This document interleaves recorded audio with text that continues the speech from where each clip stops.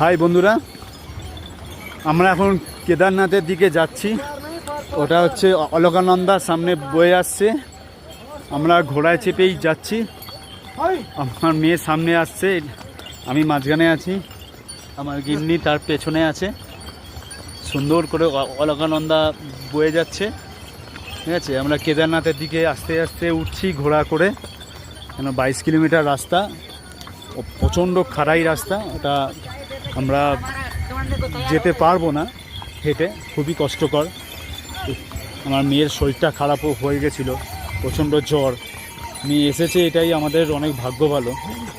হর হর মহাদেবের অশেষ আশীর্বাদ আছে, সেই কারণে অত অপূর্ব লাগছে সত্যি।